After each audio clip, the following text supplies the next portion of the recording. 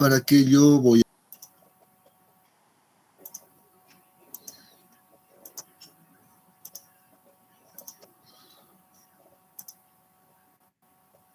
a ver. Muy bien, a ver, ¿me confirman si ya pueden ver la presentación, por favor? Sí, ingeniero, se ve. Ya, muy bien, excelente. Entonces, pues vamos a ver. Bueno, esto, bueno, era lo último que habíamos visto la anterior clase, ¿verdad? Entonces, habíamos hablado básicamente de cómo se conforman los minerales de arcilla, ¿no? Entonces, a modo de ejemplo, hemos descrito en realidad el proceso de formación, por ejemplo, de la caolinita, ¿no? Entonces, cómo se formaban las láminas, etcétera, ¿no? Todo ese proceso que lo hemos visto la anterior vez. Yo les había dicho, sería interesante que ustedes puedan leer en realidad cuál es el proceso o cómo se forman, por ejemplo, los minerales de illita y las de montmorillonita, ¿no? Entonces, eh, simplemente esto como conclusión final, habíamos dicho, pues esto es interesante. El hecho de conocer cuál es el mineral que predomina a mi material fino, ya sea caolinita, hilita o montmorillonita, yo puedo tener una idea, puedo intuir en realidad cómo va a ser el comportamiento de ese suelo, ¿no es cierto? Y decíamos, si el mineral que predomina a mi material es la caolinita, entonces pues esto puede ser considerado como un material estable, no me preocupo en lo absoluto, ¿no? Si el mineral corresponde a una illita, entonces de hecho, la estabilidad de este material va a ser ya dudosa, ¿no? Por eso se clasifica como poco estable. Pero el caso de que yo observe que el mineral predominante es la montmorillonita, entonces ahí sí debo preocuparme, ¿no? Ahí debo encender un foco y decir, pues, bueno, esta primera situación, pues, me indica que la montmorillonita es un mineral inestable, por tanto, yo deberé realizar algunas pruebas seguramente adicionales, ¿no? Entonces, ya es una alarma más o menos que nos va a indicar hacia dónde debemos dirigir nuestro estudio, ¿no? En nuestro estudio del suelo, en términos, en este caso, de la estructura, ¿no? Entonces, no se olviden que todo lo que hemos visto, pues está relacionado con la estructura de los suelos finos, ¿no? Entonces, bien, eh, a partir de esto, entonces, pues ahora nosotros podemos ya tener una idea básica de cómo se va a comportar ese material. Seguro que esto lo vamos a complementar todavía más adelante, ya vamos a complementar esto, por ejemplo, con un parámetro adicional que desde un caso práctico, ya existe un parámetro que se denomina la actividad de los suelos finos. ¿Ya? Entonces ahí tenemos la actividad.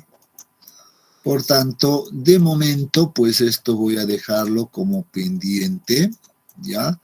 Porque cuando vamos a estar viendo por ejemplo, la consistencia de los suelos finos, esa otra propiedad índice, pues vamos a complementar ahí con este detalle, con la actividad. Y ahí vamos a decir cómo se calcula esta actividad y a partir de esta actividad yo voy a poder saber, pues, qué mineral es, por ejemplo, el predominante. Ya vamos a mirar eso más adelante. De momento, pues nos quedamos con esta idea inicial. ¿Ya? Bien, veamos ahora qué podemos rescatar respecto a la estructura, pero en este caso de los suelos ya gruesos, ¿no? Entonces, ya los suelos finos hemos visto que tiene que ver a un nivel atómico, ¿no? Molecular en realidad, pero ya en los suelos gruesos seguramente que esto va a cambiar, ¿no? Entonces, por ejemplo, veamos que nos dice la teoría al respecto de esto, ¿no?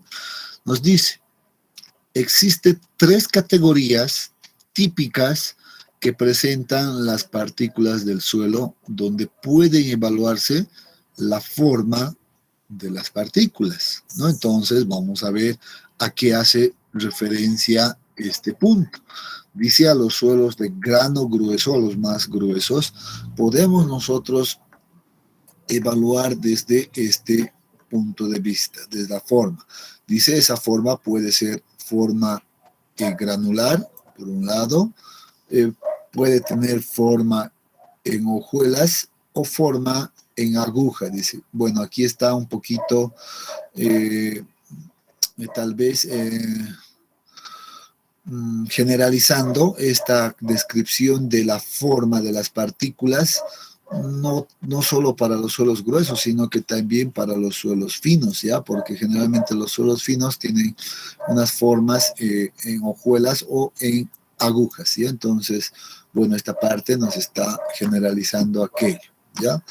Por tanto, dice, para describir la textura se usa generalmente los términos de angular, subangular, redondeada y subredondeada. Entonces, este también es otra forma de tal vez de identificar a las partículas de suelos. Ya, entonces vamos a ver aquí un poquito lo que nos presenta la literatura. Nos dice, por ejemplo, nosotros podríamos utilizar este cuadro que también aparece en nuestro texto base, ¿ya? A efectos de poder evaluar, por ejemplo, estos términos que acabamos de ver, ¿no? Para evaluar la textura sobre todo, ¿ya? Y veamos acá, por ejemplo, si las partículas del suelo tienen esta forma, vean que seguramente va a recibir una denominación. Pero si nos vamos al otro extremo, por ejemplo, acá vean que estas partículas ya tienen una forma muy diferente, ¿no? Una forma ya más esférica. Entonces, en ese caso, seguramente esta forma también estará asociada, por ejemplo, a esta denominación, ¿no? Seguramente acá, si yo tengo esta forma, pues voy a decir es una partícula redondeada. Si hablo de subredondeada, seguramente podría tal vez hacer la analogía con estas dos escalas, ¿no? Si hablo en términos de angulares, por ejemplo, seguramente veo aquí fácilmente que en esta zona, pues las aristas son mucho más notorias, ¿no? Entonces estarán asociadas a este término de angular y subangular, obviamente, cuando eso ya va reduciendo poco a poco. Entonces, básicamente esta es una escala de descripción de las partículas de suelo grueso, ¿no? Entonces, las vamos a describir siempre en estos términos, como angular, subredondeada o redondeadas. ¿Ya? Entonces, esa es básicamente esa escala. Para entrar un poquito más en detalle, justamente relacionado con esto, vemos, por ejemplo, cuando vamos a decir que una partícula es angular, cuando tenga una forma muy similar a esta, ¿no? Cuando decimos que es subangular, cuando vean que tiene ciertas aristas todavía, pero ya una parte de este elemento ya ha sufrido un cambio, ¿no? Y subredondeada, pues vean, aquí el ejemplo o la imagen está mucho más clara en este caso, y redondeada, pues casi como una esfera, ¿no? Entonces, algo que tal vez es bueno añadir en este punto es de que las partículas, cuando nosotros observamos este tipo de partículas entre angular y subangular, por lo general corresponden a los suelos coluviales. ¿Ya recuerdan esa denominación que habíamos hecho, esa clasificación? Ya entonces habíamos dicho inclusive eh, en el medio, nosotros siempre nos vamos a encontrar con estos dos grupos principales, los suelos coluviales y los suelos aluviales. Y justamente ese es el detalle, ¿no? Para este segundo grupo de acá, perdió mi puntero, ¿dónde está? Acá está. Bueno, este otro grupo pues corresponde justamente, es característica de los suelos aluviales. Ya, entonces, ahí uno se puede dar cuenta también cuando ve en la superficie estas formas, ¿no? Entonces uno puede decir, si veo redondeado, entonces digo, este suelo parece ser más a un aluvial. Y si veo estas características de angularidad, pues, bueno, estaré hablando de un coluvio, ¿no? De unos suelos coluviales. Entonces vean que toda esta información siempre sirve para tener una mejor idea de con qué tipo de suelo pues nosotros vamos a trabajar, ¿no? Entonces esa es la idea. Mientras mejor conozcamos al material, pues seguro que vamos a tener mejor el control sobre su comportamiento. Siempre esa es la idea. Por eso en este primer capítulo todo está enfocado en realidad a conocer todas sus propiedades, la mayor cantidad de propiedades que tengan los suelos, ¿no? Entonces, en ese sentido, una de las propiedades justamente es esto también, ¿no? La forma y textura de los suelos de grano grueso.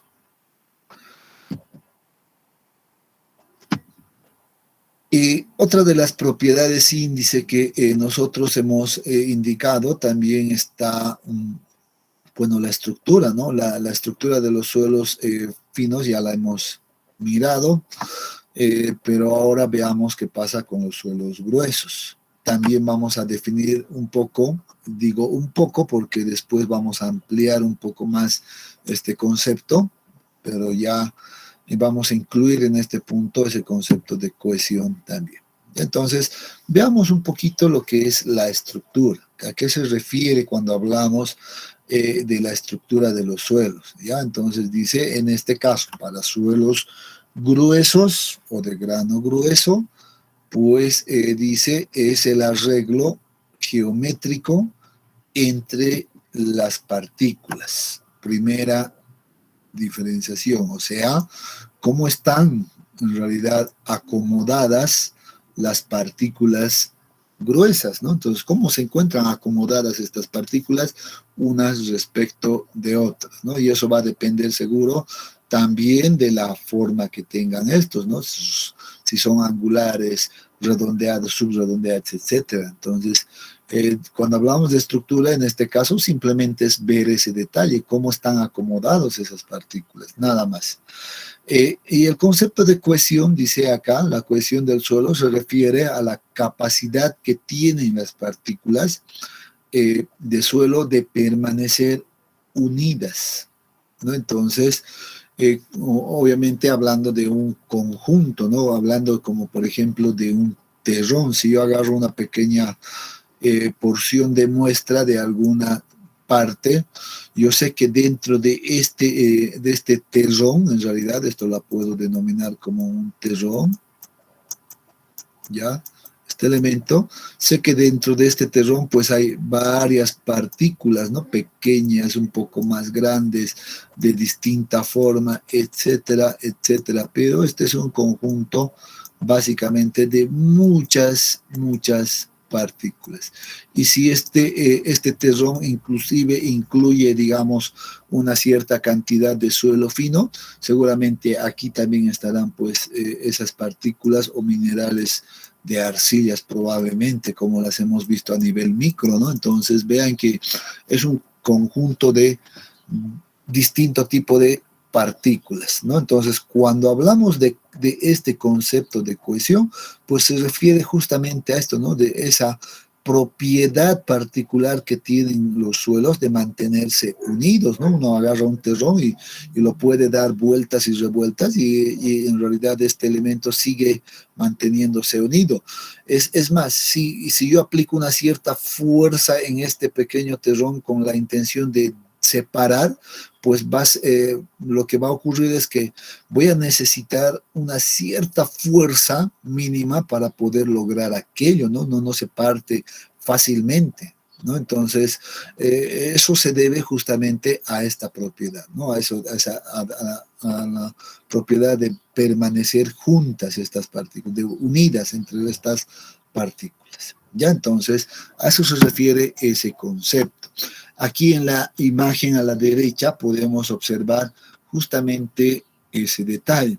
Observen acá que tengo unas partículas, por ejemplo, un poco más tal vez que tienden a tener ciertas angularidades, como se puede ver, ¿verdad? Entonces, vean cómo se van a acomodar estas partículas unas respecto a otras, ¿no? Entonces, esto está relacionado con la estructura. Vean, ¿no? Aquí vemos también unas partículas un poco más, tal vez ya circulares, un poco que parecen elipses, etcétera, pero también se acomodan de distinta manera, ¿no? Esto está relacionado con la estructura también.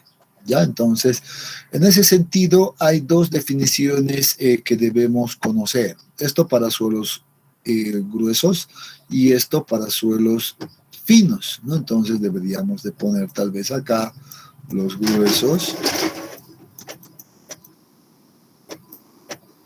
y aquí esta estructura generalmente está que corresponde a los suelos finos, ¿no? Entonces, vean, igual entre los suelos finos, dice que estas partículas, si bien tienen esta forma de tal vez láminas o forma de hojuelas, etcétera, si recuerdan cómo hemos mirado, por ejemplo, a nivel micro, cómo se veía, digamos, un mineral de caolinita, por ejemplo, ¿verdad? Entonces podríamos asociarlas igual a este tipo de formaciones, ¿no? En algunos casos seguramente se parecerá o tendrán más esta forma. En algunos otros casos, pues seguramente se acomodarán de esta otra forma, ¿no? Entonces, por lo general, esta forma es conocida como la forma floculada y dispersa, ¿ya? Entonces aquí está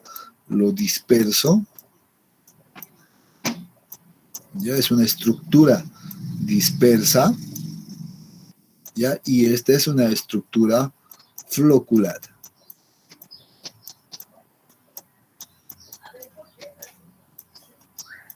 Y entonces, ahí tenemos dos tipos de estructuras, les decía, en cuanto a los suelos finos, dispersos y floculadas, ¿ya? Y esto lo hemos podido ver en alguna de las imágenes antes, yo recuerdo, la hemos mirado, ¿no? Cómo se observaba, digamos, una estructura dispersa, así habían elementos de minerales de arcilla, pero también no seguían un orden secuencial, ¿no? Era bastante disperso. Y sin embargo también había otra imagen donde sí podríamos ver en realidad esa forma que sí se acomodan como láminas, en realidad, unas respecto a otras, ¿no? Entonces el esquema principal está descrito acá, ¿no? Eso en cuanto a la estructura de los suelos gruesos por un lado y la estructura de los suelos finos también. ¿Ya? Entonces, ¿para qué nos sirve esto? Se preguntarán entonces muchos ahora, ¿por qué necesito saber yo cómo están acomodadas, ¿no? Entonces, en realidad, eso resulta ser muy importante. Cuando se hace un análisis o un estudio de la resistencia de estos materiales, pues si nosotros tenemos una estructura de este tipo, por ejemplo, pues nos va a presentar unas resistencias relativamente bajas, ¿ya?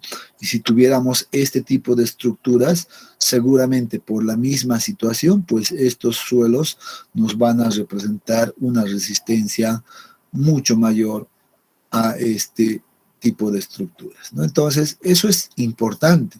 ¿Qué pasa en el caso de los suelos finos, gruesos? ocurre algo, pero al revés, ¿no? Cuando tengamos, por ejemplo, formas de este tipo, suelos o partículas de este tipo que tengan cierta angularidad, pues estos van a generar una mayor trabazón entre las partículas, van a tener una unión mucho más fuerte, lo que va a implicar pues una resistencia también mayor, ¿no? En este otro caso, si tenemos este tipo de acomodo de las partículas redondeadas o subredondeadas, pues obviamente estos tienden a moverse con mucha más facilidad cuando aplicamos una cierta fuerza.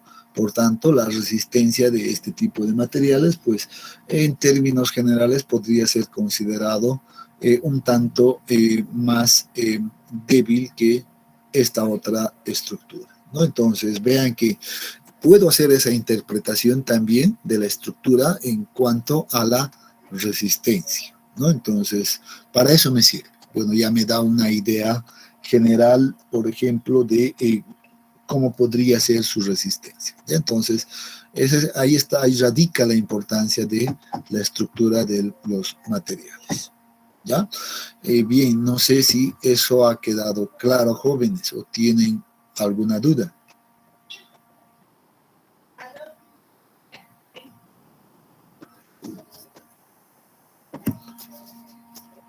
Bueno, si no hay consultas, pues significa que todo va claro. Muy bien. Continuamos entonces. Bien. Vamos a hablar ahora, avanzando un poco, sobre las fases del suelo. Ya, de hecho, ya lo hemos tocado ya en la anterior clase, también hemos hablado de estas fases, pero ahora lo vamos a tal vez desarrollar desde un punto de vista ya más práctico, ya con fines o con miras más bien, a empezar a aplicar algunas ecuaciones básicas dentro del inicio de la mecánica de suelos 1. Ya, entonces, para esto, pues vamos a recordar un poco el concepto de suelo, ¿no? Entonces, hemos visto eso en la anterior clase, que cómo definíamos al suelo. A ver, ¿alguien recuerda cuál es la definición de suelo? Lo hemos anotado, lo hemos leído, etcétera. ¿Quién recuerda? Suelo es la desintegración de la roca, ingeniero.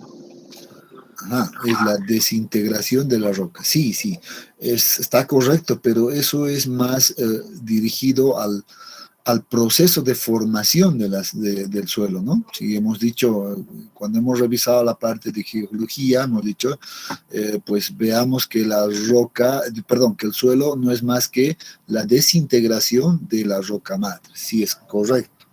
Pero luego hemos hecho unas definiciones con fines ya ingenieriles o con fines de ingeniería o de hacer tal vez algún cálculo numérico y hemos hecho algunas definiciones por ahí. ¿Quién recuerda esa definición de suelo? ¿Es un agregado natural no cementado? Muy bien, ese es el camino.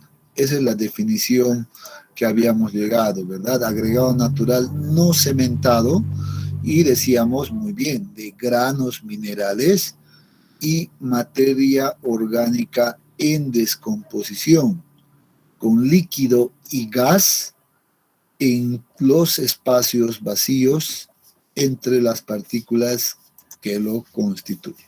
Esa era la definición a la cual habíamos llegado, ¿no?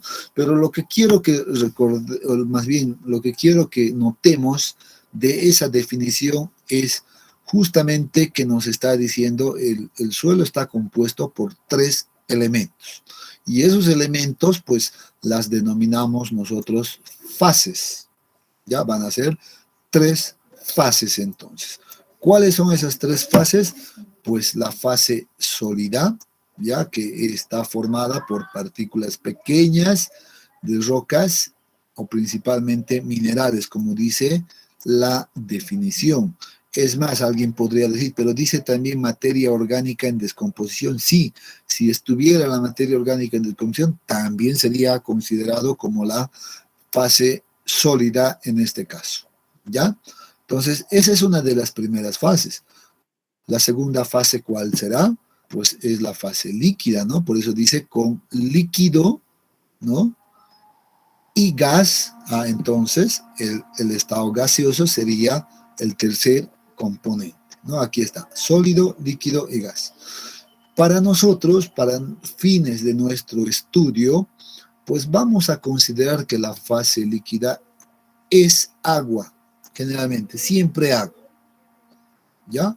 Aunque en la realidad podemos encontrarnos con grandes sorpresas, ¿no? Por ejemplo, donde no sé, tal vez habría algunos contaminantes, algunos aceites que puedan estar contaminando al suelo, etcétera, ¿no? O sea, puede haber en la práctica misma. Pero nosotros, para fines de estudio, vamos a decir, lo líquido está representado por el agua, nada más que por el agua. Y lo gaseoso está representado nada más que por el aire. Así vamos a entender entonces. Ya la parte sólida, bueno, ya sabemos que son minerales. Entonces, muy bien, partículas minerales, el líquido el agua y el estado gaseoso el aire. Eso debo tenerlo claro. Todo este conjunto, el conjunto de estas tres fases, me forma al suelo. Así debemos empezar a notar. Entonces, de esto, pues vamos a nosotros empezar a disgregar un poco. Vamos a empezar a entrar un poco a nivel micro para hacer un análisis un poco más claro de esta parte, ¿ya? Si nos imaginamos, pues la superficie del terreno, nosotros vemos ahí, salimos a la calle y seguramente uno se encuentra pisando el terreno, ¿verdad? Y si nos imaginamos, sabemos a una cierta profundidad, por ejemplo, una cierta profundidad Z, pues si nos imaginamos obtener un pequeño elemento de suelo, ¿verdad? Un pequeño elemento diferencial, como dice acá, de suelo, entonces, ¿qué es lo que estaríamos observando? Seguro que estaríamos observando lo siguiente, algo así, ¿verdad? Dependiendo si ese elemento de suelo que estoy viendo está completamente lleno de agua, como estamos viendo acá, o tiene también aire. Vean que aquí esta representación es bastante interesante porque nos muestra partículas sólidas, ahí están los minerales, por ejemplo, o inclusive algunas pequeñas fracciones de roca todavía que pueden entrar dentro de esta fase sólida. El líquido, por ejemplo, aquí está el agua, vean que el agua ya está ocupando todos los vacíos del suelo, ¿verdad? Entre las partículas sólidas. Y también aquí en la parte superior vemos unos vacíos que, bueno, no hay agua, ¿no? En esta parte, pero en estos espacios, pues, no es que esté vacío, sino que hay aire. Ahí está. Y ese es el estado gaseoso que está representando a este elemento. Entonces vean, esta gráfica es muy interesante que me muestra justamente las tres fases del suelo. La fase sólida, la líquida y la gaseosa. ¿Ya? Entonces, y esto es muy importante, ¿no? Aquí lo que nos dice ahora acá a la izquierda, lo que ha salido antes, creo que bueno, debería de salir después, pero creo que ha ocurrido algo con la animación y salió antes de esto, ¿no? Pero bien, ya lo tenemos acá, hay que ver qué es lo que nos dice.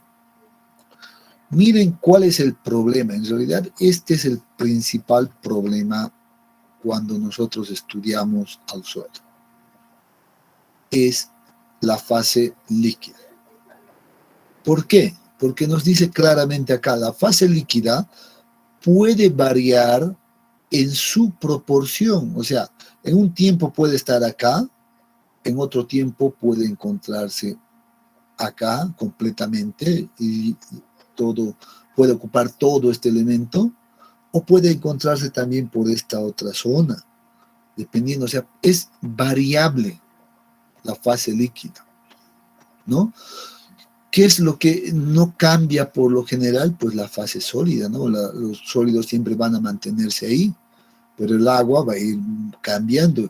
Y al cambiar el agua, pues obviamente también va a hacer que varíe, por ejemplo, la fase gaseosa, ¿no? Por eso dice, la fase líquida puede variar en su proporción con respecto a las otras fases, generando distintos estados en el suelo. Y esto es lo importante. Ahora debemos empezar a conocer cuáles son esos estados para que nosotros podamos analizar o podamos estudiar al suelo en ese estado en el que se encuentra. Muy bien, ¿cuáles son esos estados? Bueno, ahí tenemos la denominación más bien de estado como suelo saturado, la otra denominación de suelo no saturado y finalmente suelo seco. Vean que la variación en realidad del agua hace que nosotros podamos llegar a estas definiciones. Por ejemplo, esta ilustración, este es un esquema nada más, ya que lo que nos trata de mostrar es de que todos los vacíos del suelo están ocupados por agua, ¿no? Entonces, cuando eso ocurre, dice, pues yo debo llamar a esa condición, pues, como un suelo saturado. Pero ¿qué pasa si todavía tenemos alguna cierta cantidad ya de aire en este elemento, como estamos viendo por acá? Bueno, en ese caso no podemos decir que el suelo está saturado, sino que decimos el suelo es no saturado, no está saturado. También en la práctica es común denominar a esto como suelo húmedo, simplemente. A veces es mejor utilizar este término. Ya, un suelo húmedo. Ahí está.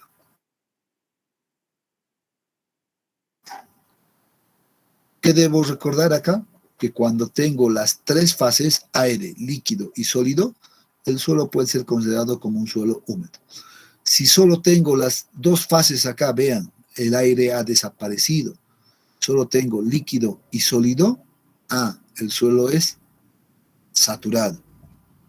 Pero, ¿qué pasa si más bien ahora desaparece todo el agua? Entonces, aquí voy a tener dos fases, sólido y gaseoso, y no hay nada de agua, a la cual denomino como suelo seco.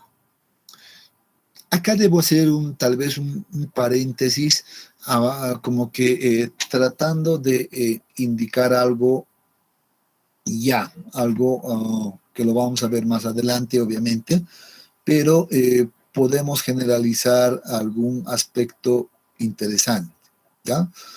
¿Por qué o de qué me sirve en realidad a mí saber esta información?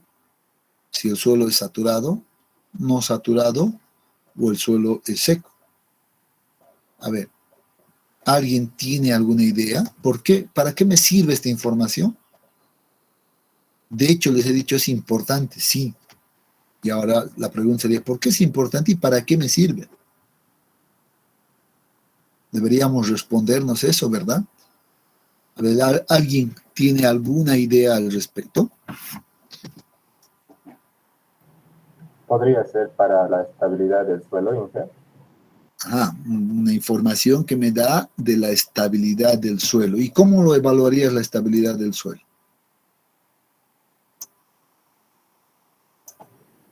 Primeramente que sea seco y de mayor resistencia.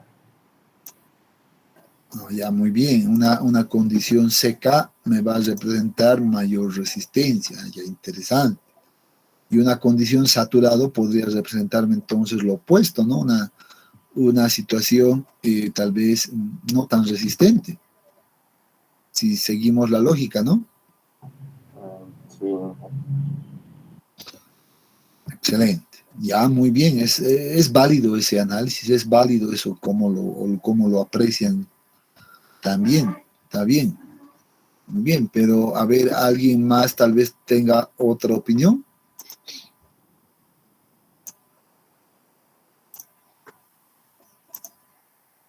A ver, ahí alguien ha escrito algo. Por el porcentaje de humedad, dice, ya, muy bien, claro, ahí va a cambiar la humedad, sí, va a cambiar. Pero todavía no estamos en el punto clave, porque es importante.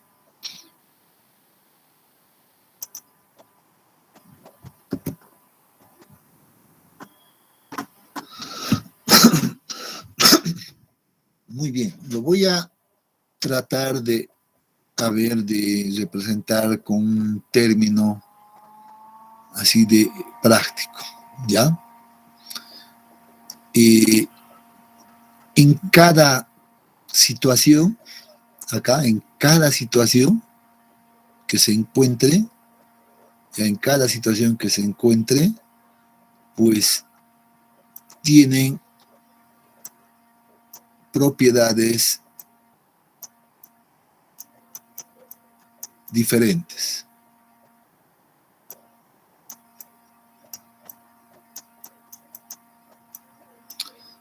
Propiedades diferentes.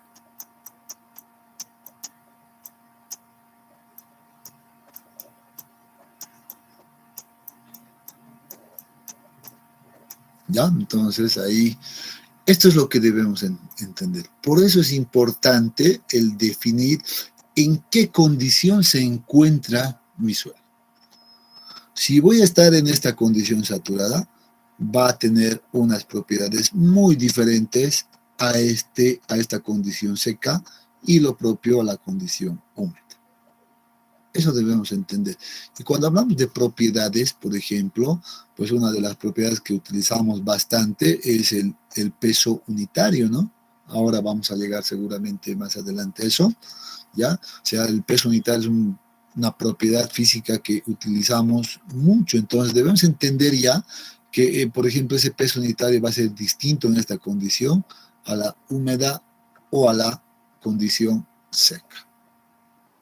Y lo que decía hace rato su compañero, ¿no? También la puedo asociar con términos de resistencia. Probablemente aquí sea un material más resistente y aquí menos resistente. Obviamente, seguro eso va a depender también de las propiedades de este material. Entonces, debemos conocer estas tres propiedades siempre. A partir de ahora, lo vamos a tener presente estas condiciones más bien, ¿ya? Suelo saturado, suelo húmedo o no saturado y una condición de suelo seco. Importante, por cierto. Ya, entonces, grábense, anótense estas tres condiciones. Vamos a hablar después en la aplicación práctica inclusive, siempre de estas condiciones. Entonces hay que entender adecuadamente aquello.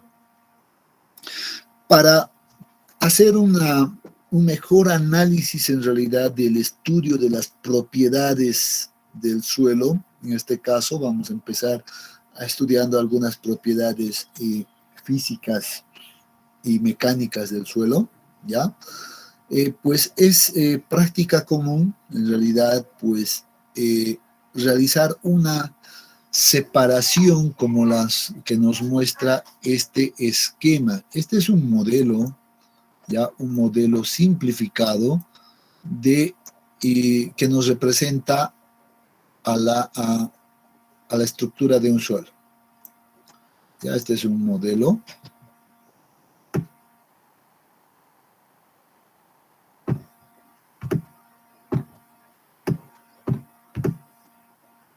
Ya es un modelo que nos representa pues la estructura de un suelo.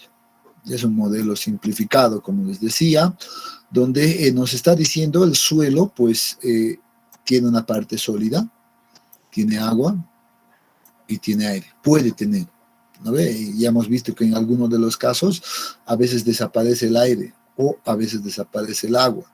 entonces puede tener solamente dos fases. Entonces eso hay que tenerlo claro. Sin embargo, a modo general, pues podemos indicar que siempre podemos hablar de estas tres fases del suelo, ¿ya? Y para entrar a describir tal vez sus propiedades del suelo, entonces debemos empezar a hacer una diferenciación, ¿ya? Y justamente estamos viendo acá una diferenciación, por ejemplo, descrita a este lado y otra diferenciación descrita a este otro lado, ¿ya?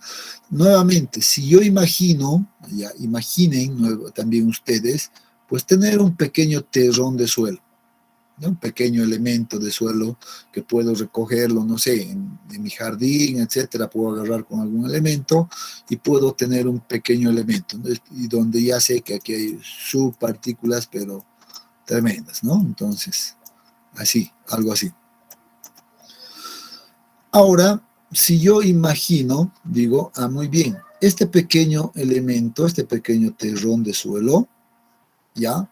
Puede ser estudiado en términos seguramente de masa, de su masa, ¿ya? O si quieren, también su equivalente puede ser peso, ¿ya? Algunos preferimos manejar peso o algunos prefieren manejar masa, ¿no? Entonces, pero al final es prácticamente algo similar, ¿no? Entonces, puede ser estudiado, entonces, decía este elemento en términos de su masa o su peso, ¿verdad? Si yo agarro este elemento y yo agarro una balanza, ¿verdad? Puedo agarrar una pequeña balanza de precisión, la coloco sobre la balanza y seguro que la balanza me va a registrar un valor, ¿no es cierto? Sin embargo, si le coloco así completo sobre una balanza, lo que me va a registrar es una masa total, que la vamos a representar con una letra M. Entonces vean aquí la aclaración.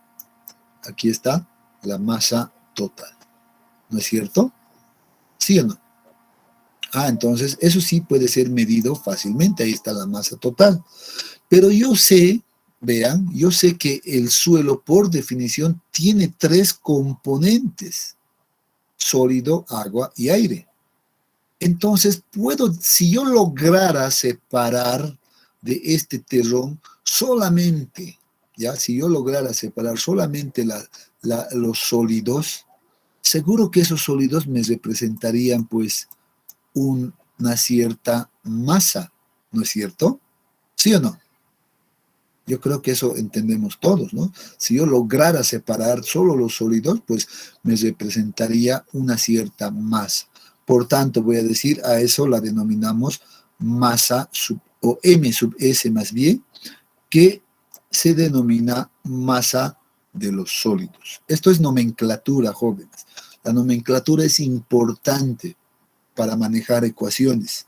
Por tanto, les pido que presten atención a la nomenclatura. ¿Ya? Después ya no vamos a hacer la aclaración, vamos a escribir MS directamente o vamos a decir masa de los sólidos y debemos saber de qué estamos hablando. ¿Ya? Entonces, muy bien, ya hemos dicho, muy bien, si yo lograra hacer eso, entonces puedo conocer la masa de los sólidos, MS. Si también de este mismo elemento lograra separar todo el agua que tiene acá adentro, entonces seguro que ese agua lo pongo en la balanza y me va a representar una determinada masa, ¿verdad? Y que la vamos a denominar M sub W, que significa masa del agua. A partir de ahora, cuando vean una M sub W, pues estamos hablando de la masa del agua que representa. Aquí no aparece, por ejemplo, yo sé que hay tres componentes, solamente he agarrado dos, pero me he olvidado de una tercera, que debería de ser la masa del aire, ¿no? Si yo lograra separar, nuevamente hipotéticamente, obviamente estoy hablando en términos hipotéticos,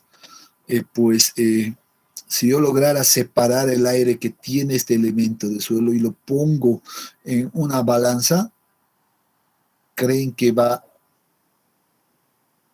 pesar algo? ¿Va a marcar algo? Probablemente sí, pero seguro que va a ser un valor muy, muy pequeño en relación a estos otros dos componentes. Por lo cual, para el caso práctico de mecánica de suelos, esto se supone igual a cero. Es por eso que ya el esquema ni siquiera lo consideraba a la masa del aire acá, ¿verdad? Entonces, estamos aclarando, pero ese detalle. Muy bien. Bueno, si les había dicho, si hablo en términos de peso, pues también esto podría ser equivalente a decir el peso, generalmente la conocemos con W, con la letra W, y si es del agua, pues subíndice W, ¿no? W sub W. Acá, entre esto sería igual, análogo a decir M sub S a decir W sub S, que va a ser peso de los sólidos. Y acá tendríamos lo mismo, simplemente W mayúscula, que significaría el peso total, ¿no? Entonces, eso, bueno, supongo que entendemos aquello, ¿no? Entre la diferencia de masa y peso. Si miro ahora al lado izquierdo, ya al lado izquierdo de este modelo simplificado, pues voy a llegar a la siguiente conclusión, de que la masa total, vean, la masa total no había sido más que la suma de la masa de los sólidos más la masa del agua. Entonces vean que aquí yo voy a definir mi primera ecuación de análisis. Masa de los sólidos más la masa del agua. Aire ya no considero porque sé que es igual a cero, por tanto tengo ahí una de mis primeras ecuaciones que la voy a utilizar y la debo utilizar siempre durante el desarrollo de este capítulo. Hay que tenerlo presente. Entonces, eso puedo hacer, por ejemplo, en términos de masa o peso, ¿no es cierto? Pero si ahora me voy a este otro lado, digo, muy bien, nuevamente voy a imaginar un poco y voy a decir, este elemento de suelo, este terrón que yo he sacado de mi jardín, pues ocupa un volumen, ¿sí o no? Ocupa pues un volumen, ¿no? Si yo agarro todo aquello, pues voy a llegar a la conclusión de que ese elemento pues está ocupando un volumen, ¿no? Al cual denominamos pues volumen total. Aquí está B mayúscula, ¿ya? ¿Dónde está eso? Acá está. Pues representa el volumen total del elemento. O sea, todo el terrón yo agarro, imagino que está ocupando un volumen en el espacio, por tanto, pues seguramente a eso lo vamos a denominar volumen total. ¿Por qué lo llamamos total? Porque todo este elemento está considerando a los tres elementos, sólido, líquido y gaseoso. Por eso lo llamo volumen total. Análogamente al análisis que he descrito anteriormente, en el caso de las masas, pues si yo imagino poder encontrar solamente el volumen que ocupa la parte sólida, entonces voy a decir, podría denominarlo entonces B sub S, que significa el volumen de los sólidos, ¿verdad? Si lograra hacer esa separación y medir además ese volumen, pues muy bien. A eso la denominamos B sub S, volumen de los sólidos. Lo mismo con el agua. Si yo logro separar el agua y puedo determinar cuál es el volumen que ocupa, entonces la vamos a denominar volumen del agua a esto. B sub W, ya saben, volumen del agua. Y ahora sí, aquí no puedo despreciar el aire, ¿no? Porque estoy hablando de volúmenes. Ahora sí, aquí debería, si yo lograra nuevamente separar, imagino aquello, el aire que está dentro de este elemento, pues entonces podría denominarlo como P sub A, que representa el volumen del aire.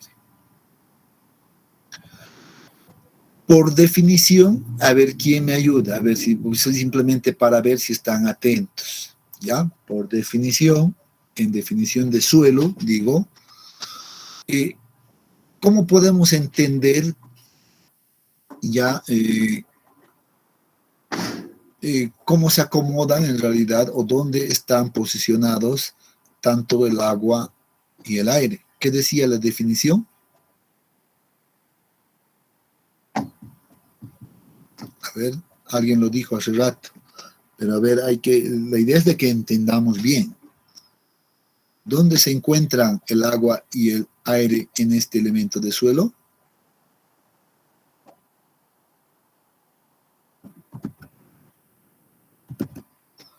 ¿Qué dice la definición? Con líquido y gas, ¿dónde dice? En los espacios vacíos, Inge. Exactamente, en los espacios vacíos, ¿verdad? Eso dice la definición. Ah, sabemos eso entonces, que el agua y el aire va a estar en los vacíos del suelo. Por tanto, de esa definición, pues vamos a decir que el volumen ocupado por el agua y el volumen ocupado por el aire, pues va a ser considerado como el volumen de vacíos del suelo. Ya, entonces a eso lo denominamos B sub B chica también. Ya, entonces aquí está aquello, volumen de vacíos. Y de ahí puedo sacar las siguientes ecuación.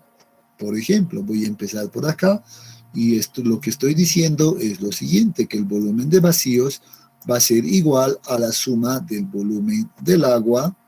Perdón, estoy hablando en términos de peso, estoy queriendo colocar.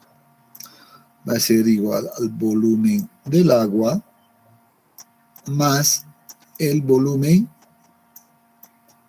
del aire. Eso estoy diciendo, una ecuación adicional. Pero vengo por acá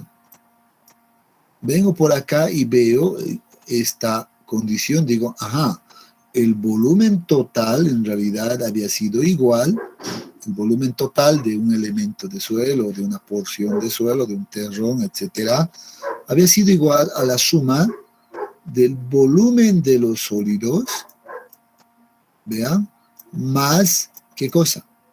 El volumen del agua y el volumen de vacíos, pero yo sé que eso es igual a volumen de vacíos, por tanto puedo decir que esto va a ser igual más bien al volumen de vacíos directamente. Y ahí tenemos otra ecuación bastante útil y bastante importante. Dos ecuaciones definidas simplemente pues de este esquema o de este modelo simplificado.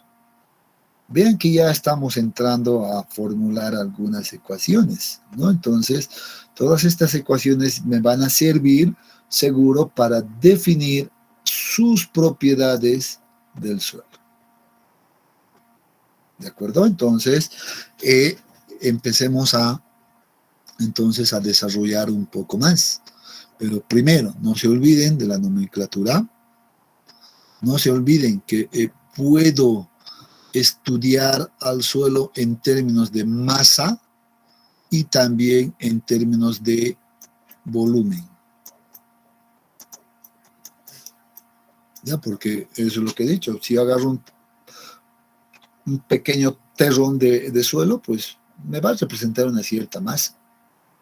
Si ese mismo terrón me va a representar un cierto volumen, ¿no? Entonces, eso viene de la física en realidad, ¿no? Entonces, me quedo con esto y ahora pues empecemos a ver qué más podemos hacer, qué análisis más se puede hacer a partir de este modelo que venimos desarrollando. ¿Ya? Entonces, ecuaciones principales, no se olviden, anótense. Y empecemos a ver, por ejemplo, dice, las relaciones de volumen. Y entre las relaciones de volumen vamos a empezar a definir algunas propiedades ya del suelo. Y una de las primeras propiedades del suelo es justamente esta que estamos indicando, que se denomina índice de vacíos. Su nomenclatura es representada por una letra E minúscula. Entonces, cuando veamos un E minúscula, pues estamos hablando del índice de vacíos. Y al final ahora hay que ver, pero ¿qué me está representando este índice de vacíos? ¿No? ¿Qué propiedad me representa del suelo? Dice, bueno, aquí nos apunta algo, ¿no? Dice, se define como la relación del volumen de vacíos y el volumen de los sólidos. O sea, desde su definición me está diciendo que el índice de vacíos no va a ser más que la relación entre ese volumen de vacíos que hemos visto anteriormente en el modelo simplificado, dividido entre el volumen que ocupan los sólidos. A eso se denomina entonces índice de vacíos. ¿Para qué me sirve? Pues simplemente a modo ilustrativo les voy a decir, a modo de ejemplificar algo general, les voy a decir, si un suelo tiene un índice de vacíos alto, grande, significa que el suelo está suelto, por tanto va a tener una resistencia baja, o peor aún, ese suelo va a tender a deformarse bastante. Por lo contrario, si el índice de vacíos es pequeño en número, estoy hablando en números, entonces significa que ese suelo puede ser más resistente y además que sus deformaciones que se puedan generar van a ser pequeñas, no tan significativas.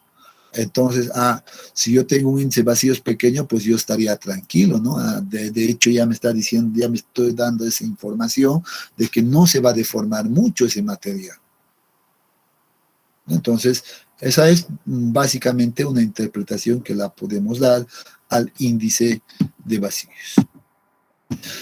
Otro parámetro que es básicamente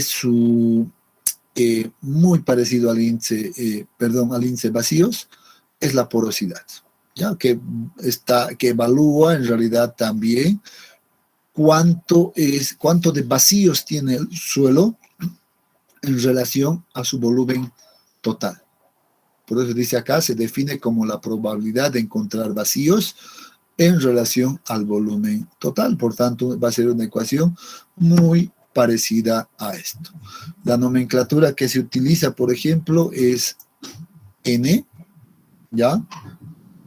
¿No? Y a la cual denominamos por N minúscula en este caso, y la ecuación es esta, volumen de vacíos sobre el volumen total. Y para eso hemos visto la nomenclatura hace un momento. Ahora debo ya saber claramente que B sub B es volumen de vacíos y solamente B es el volumen total, ¿no? Entonces, es importante la nomenclatura.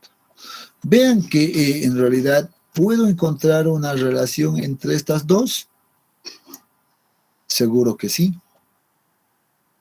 ¿Por qué? Porque aquí tenemos algo en común, ¿no? Yo puedo, por ejemplo, despejar, por ejemplo, el volumen de vacíos acá y meterla en esta otra ecuación y seguro que encontraría otra ecuación de ayuda, ¿verdad? A ver, simplemente vamos a intentar hacer algo rápido. Por ejemplo, esto va a ser igual. En vez de poner volumen de vacíos, voy a poner N. Me estaba equivocando, ¿verdad? Y ahí vamos a hacer un poco de álgebra en realidad. N por el volumen total, ¿verdad?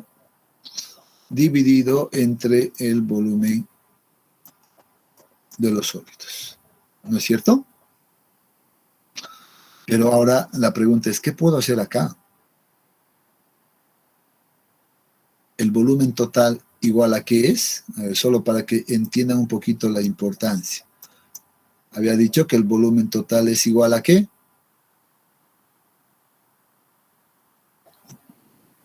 A ver, ¿quién está atento? El volumen de vacíos más el volumen de sólidos.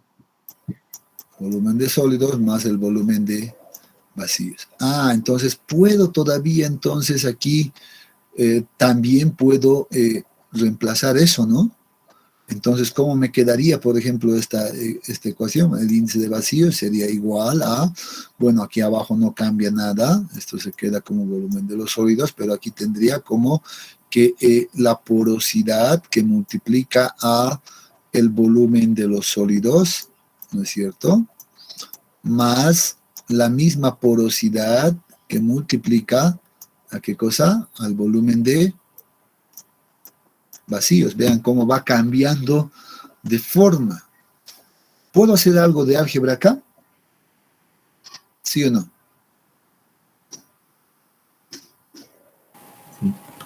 Sí, Inge. A ver, ¿qué podría hacer acá en este punto? A ver, ¿qué se les Factor ocurre? común. Factor común, ya muy bien, factor común, entonces podría separar, me están diciendo de la siguiente manera, ya, podría decir que esto va a ser, por ejemplo, a n volumen de los sólidos dividido entre volumen de los sólidos, así, más n por volumen de vacíos dividido entre volumen de los sólidos. ¿Eso me están diciendo? ¿Sí? Sí, ¿Es lo mismo o no es lo mismo?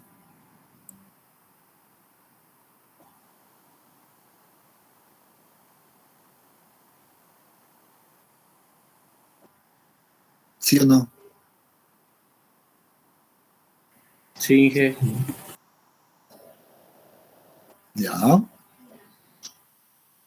Entonces, ahora digo, si eso es correcto, esto se simplificaría con esto. Y la ecuación me quedaría seguramente como esto es igual a la porosidad más, ¿qué cosa? Nuevamente acá la porosidad.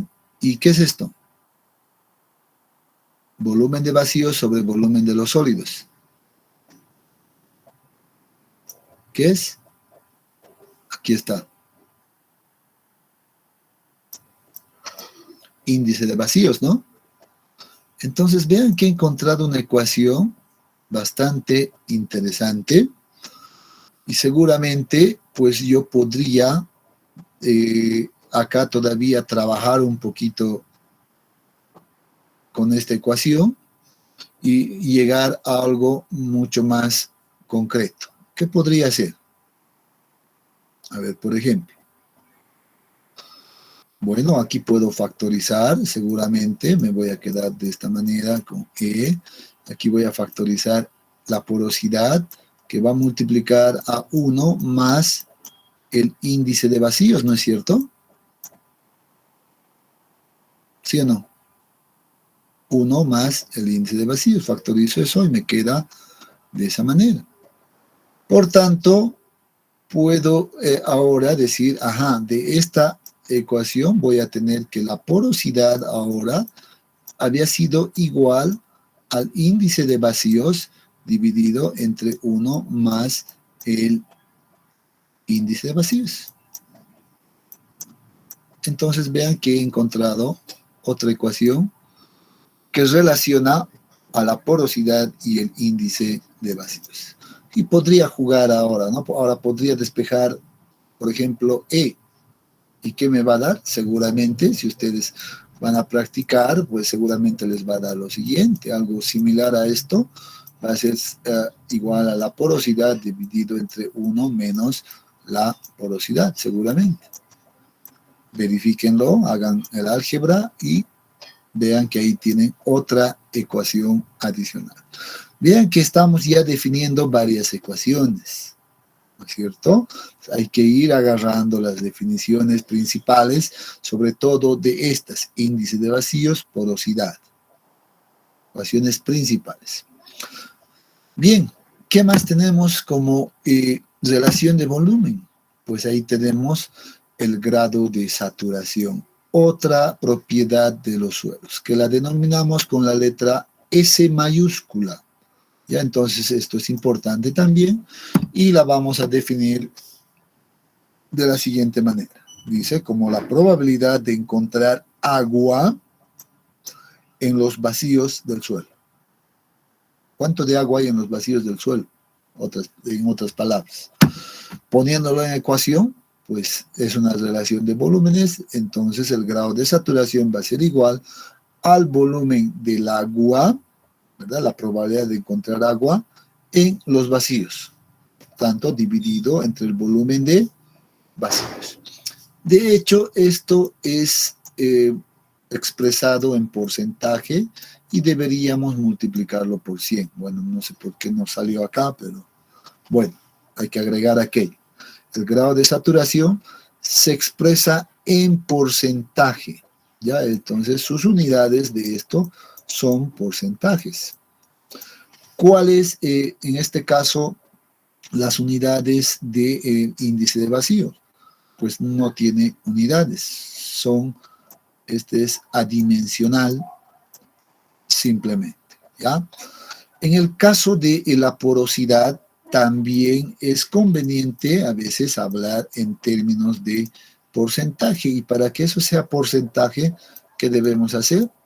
Pues simplemente multiplicarlo también por 100, ¿no? Entonces, también la porosidad, como hablamos de todo el volumen, es común expresarlo en porcentaje. ¿Ya? Entonces, esas son las unidades. Muy bien, ya para ir cerrando esto, nuevamente se preguntarán, ¿para qué uso entonces el grado de saturación? Pues resulta ser muy importante más bien el grado de saturación. ¿Recuerdan los 3 estados que el suelo podría tomar? El estado saturado, estado húmedo y estado seco, o la condición seca. Entonces, este es el parámetro que me va a ayudar a definir esa condición. Por ejemplo, si, voy a escribirlo por acá arriba, por favor, si el grado de saturación es igual a 0%, entonces significa que el estado de ese suelo es un estado o una condición seco. Si el grado de saturación es igual al 100%, como es porcentaje, se mide de 0 a 100, entonces esta condición es conocida como saturado. ¿Ya? Saturado. Y si el grado de saturación pues es menor que 100%, pero es mayor, por ejemplo, que 0%, está entre medio de aquello, entonces esta condición es denominada húmeda.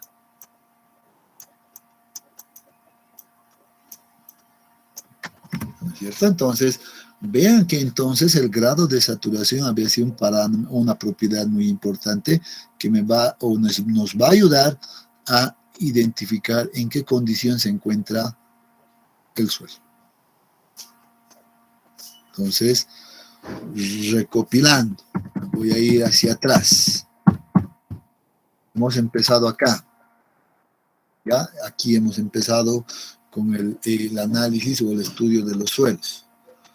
Hemos dicho, vamos a poder analizarlo desde el punto de vista de la masa o el suelo que esto representa. Y hemos definido aquí la masa del agua, masa de los sólidos, masa total. Lo mismo en cuanto a volumen, hemos dicho, pues podemos identificar al volumen total, volumen de los sólidos, volumen del agua, volumen del aire, y la suma de estos dos es igual al volumen de vacíos.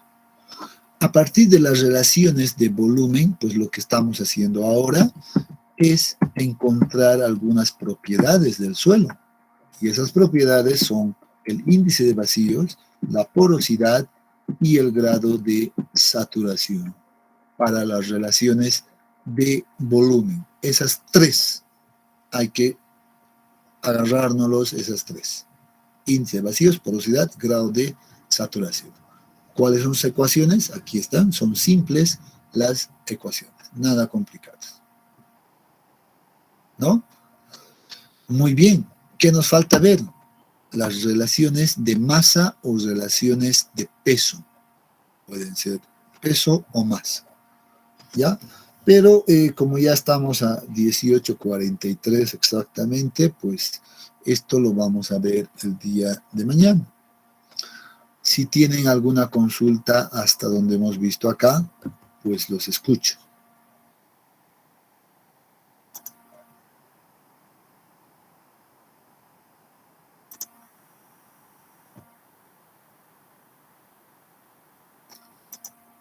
¿No hay ninguna consulta? ¿Todo está claro entonces hasta acá? Sí, Inge, todo claro. Muy bien. Eso es bueno.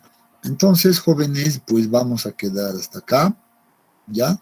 El día de mañana continuamos desde donde hemos dejado y seguimos avanzando. ¿Ya? Entonces, nos vemos el día de mañana y que tengan muy